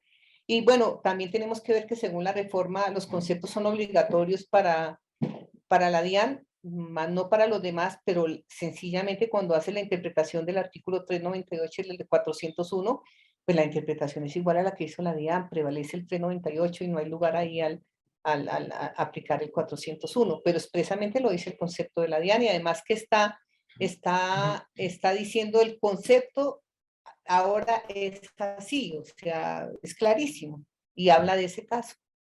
Yo insistiría con el concepto, porque independiente de lo que diga, mira, independiente de lo que se ha dicho en la norma, pues indudablemente que la gente seguirá sustentando sus actuaciones con base en los conceptos y teniendo en cuenta lo que ha hecho la Corte y lo que ha hecho el Consejo de Estado. Pues no tiene sentido que la DIAN, que es la que tiene la doctrina oficial, emita un concepto, interprete la norma siendo la autoridad para hacerlo y después desconozca ese concepto. Ahora, en relación con las oficinas de las demás oficinas, no sé quién no lo está desconociendo, pues habría que darles una conferencia y el concepto, hacer una mesita redonda. Sí. Pregunta Álvaro Contreras, ¿entran o no en la excepción las CESE o zonas económicas y sociales especiales? Nos toca devolvernos al artículo, doctor, y mirar si esa empresa está ahí, o si es una unidad administrativa, o es un establecimiento público, o es una entidad descentralizada. Es lo que yo digo, cuando a mí me preguntan, ¿entra Licores del Pacífico? Pues no sé si Licores del Pacífico es una entidad descentralizada del orden territorial, tocaría mirar, toca revisar esos artículos. El caso Ahí sí, puntual. es un caso puntual donde yo les digo que toca mirar efectivamente qué clase de entidad es, si es entidad del Estado, del orden nacional, del orden territorial, si es descentralizada, y si se enmarca dentro de los artículos que les señalé, que fue el 22, creo, el 22 y del Estatuto Tributario, ahí señala qué entidades son.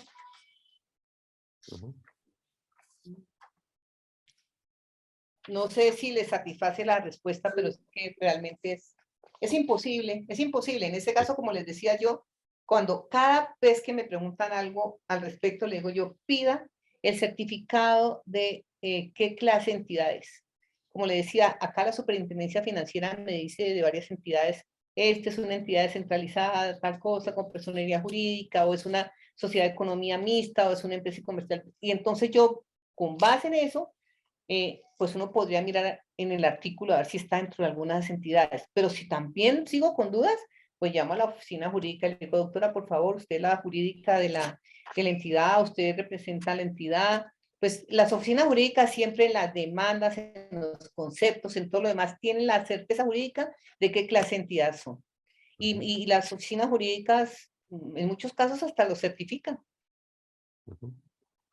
Bueno, tengo de la doctora Naila Carvajal, que es abogada en mi notaría. Ella me pregunta si aplica retención en la fuente en los aportes en especie a sociedades por aumentos de capital. Algo que está ahora muy de moda. Dice, el artículo 319 del Estatuto Tributario dice, permítame que aquí lo tengo, doctor. El aporte en dinero o en especie a sociedades nacionales no generará ingreso grabado para estas, ni el aporte será considerado enajenación, ni dará lugar a ingreso grabado o pérdida deducible para el aportante siempre que se cumplan con las siguientes condiciones. Da unas condiciones. Si se cumplen esas condiciones, doctor, no hay lugar a la retención en la fuente porque, como yo les explicaba, la retención en la fuente que nosotros tenemos es en materia de renta, y si no hay aporte, si no hay ingreso, perdónenme, pues no hay lugar a que se aplique la retención en la fuente. El artículo es largo, doctor, pero es el artículo 319 del Estatuto Tributario. Perfecto, doctora. Pregunta Sergio. Uy, Bueno, doctor, me tiene como para un preparatorio, doctor. pero es que la gente, Porque es los que, mire, notarios. doctor Alain, doctor, mire, el tema es que me están tocando temas que no tenía preparados. Ahí estoy tratando de darle como puedo, pero pero No, apliquen el principio de caridad. no, no son tantas, no quedan tantas preguntas y aunque de pronto nos podemos salir un poco, la verdad demuestra es que hay un interés y una curiosidad muy grande sobre estos temas, doctora. Por eso le digo que habrá una segunda parte de la conferencia. Como le decía, pregunta a Sergio que a él le gustaría saber el concepto que se tiene sobre las transferencias de dominio a título de beneficio cuando quien transfiere es persona natural. O sea, ya nos salimos de las personas jurídicas, ahora el tema de persona. Estamos en... Sí. Y en ese caso... ¿Aló? Pero mire, es que en ese caso quien transfiere es un fideicomiso. Y acuérdese que por el principio ese de transparencia, el fideicomiso es el que hace todas las operaciones y es el que hace la retención en la fuente. ¿Sí? ¿Recuerdan el principio de transparencia y lo que es el patrimonio autónomo? ¿Para qué se constituye? Para efectos de la administración de los bienes o la enajenación de los bienes. Y en ese caso, cuando así se da, es la entidad fiduciaria la encargada de hacer la retención en la fuente. Claro que me están tocando cosas de fiducia, mi doctor. Me están tocando cosas de fiducia. Bueno, Pero obviamente no. será entonces la abrebocas para la próxima conferencia, doctora. Un segundo, a mirar acá. Hemos vuelto, nos preguntan por los links con los conceptos de la DIAN. Daniel vuelve y los sube, por favor. Lo mismo que el link de YouTube.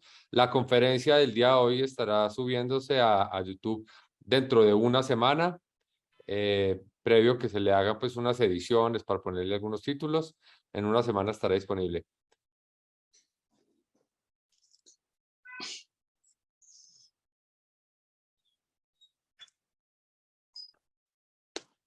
¿Se fue?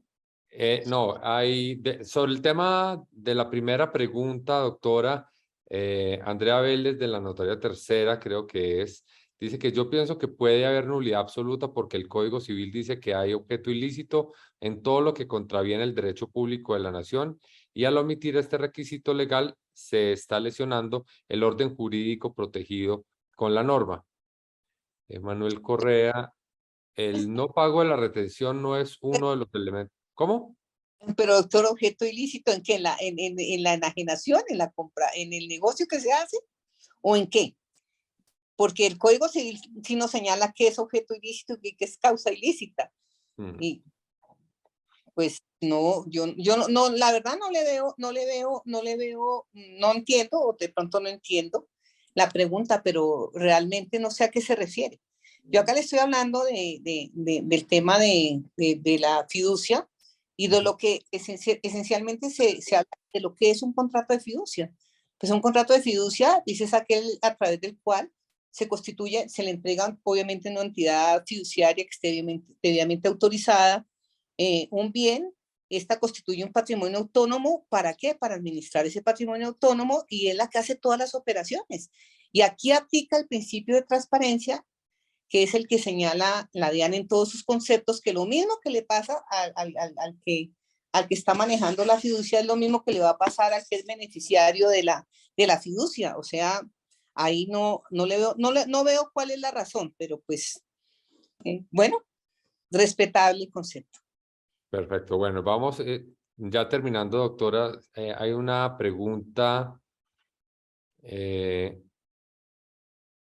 Cuando se realiza una venta en la cual intervienen 4 vendedores, entre ellos una es jurídica, persona jurídica, y compra otro jurídico, ¿cómo se aplica la retención? Es decir, 4 vendedores, uno es jurídico y el comprador es persona jurídica.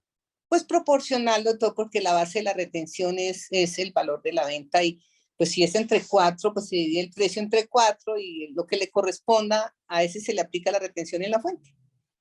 A ese Perfecto. Perfecto. Bueno, muchos saludos y felicitaciones para usted, doctora, de los asistentes. En cuanto a las retenciones, los fideicomisos, existe concepto de la DIAN. Ya sé que es fideicomiso, será para la próxima, pero de pronto usted ya tiene, de pronto sabe si existe algún concepto de la DIAN. Sí tenemos conceptos, doctor, pero el que estuve viendo hoy me pareció muy enredado, la verdad. Estoy buscando conceptos más claros, más sencillos. Indudablemente sí, se puede, pero como le digo, doctora, de verdad, para ser responsable, porque este tema, mire, este tema tributario pues implica unas digamos, repercusiones muy serias. No quisiera que con algún concepto errado que yo dé, de todas maneras, lo que yo dije, todo está en concepto y está en la norma. No hay nada que se me haya ocurrido a mí, la verdad, no hay nada que sea de mi genialidad, no. Me preocupa, exacto, dar más conceptos en este tema en el cual Sí, yo el dije, tema del fideicomiso, sí. sí, porque además lo intenté. Usted me comentó que por qué no tratábamos de mirar ese tema, y lo miré básicamente como lo hago en mi notaría, pero sí estuve mirando varios conceptos a ver si encontraba uno como un concepto unificador que pudiéramos traer, y la verdad, pues no, pues ahí encontramos varios conceptos, pero no me parecieron tan sencillos. Toca preparar el tema, toca mirar que ha dicho que de todas formas en materia de fiducia también el Consejo de Estado se ha pronunciado, ¿sí? En varios pronunciamientos. Valdría la pena buscar la jurisprudencia del Consejo de Estado y los conceptos y las normas, y tener en cuenta qué dice la norma, qué dice el Consejo de Estado, y si algo dice la Corte también, en alguna norma que haya declarado exigibilidad, alguna norma de la reforma tributaria. De verdad, me gustaría de corazón tener todo ese conocimiento aquí, pero no tengo toda la capacidad. No, vamos a programarlo, doctora, con juicio y responsabilidad entonces para una próxima ocasión. De todos modos, queda demostrado que hay muchas inquietudes frente al tema, y yo creo que usted nos puede ayudar mucho con ese tema. El doctor Juan Carlos Vargas hace un comentario, dice: el notario solamente es agente retenedor en las enajenaciones de activos fijos hechas por personas naturales a título de compraventa, de permuta o de dación en pago. El aporte en sociedad no se encuadra en ninguna de estas 3 situaciones. Sí, es cierto, pero es que la pregunta me la hicieron en relación con lo que dice el estatuto tributario en relación con el aporte en dinero en especie a sociedad, o en especie a sociedades nacionales. Sí. Y como está el estatuto tributario y se podía contestar, pues yo lo contesté en ese contexto, ¿no? En ese contexto, en mi conferencia no iba. Esto es una Esto es una respuesta a una pregunta, pero lo que dice el doctor Juan Carlos Vargas es cierto. Es Y así lo manifesté. Le agradezco, doctor Juan Carlos, su concepto y de verdad muchas gracias, no solo al doctor Juan Carlos, sino a todas aquellas personas que se tomaron el tiempo de elaborar las preguntas, de hacerlas. Es muy importante porque es una oportunidad de aprender, la verdad, es una oportunidad de aprender. Agradezco mucho su paciencia, el tener la disponibilidad de estar ahí ya casi horas sentados escuchándome. Muchas gracias, doctor, también, doctora Laín, por tener usted esa paciencia para dirigir todos los miércoles nuestras charlas. Agradecimientos a nuestra presidenta, a todo el Consejo de UNOVOC y a todos los notarios y personas de todo el país que nos escucharon. De verdad, para nosotros es una oportunidad. No, doctora, de verdad que es un gusto, gran conferencia la del día de hoy. Por supuesto, tendremos, y reitero, que buscar otro espacio para seguir adelante con estos temas.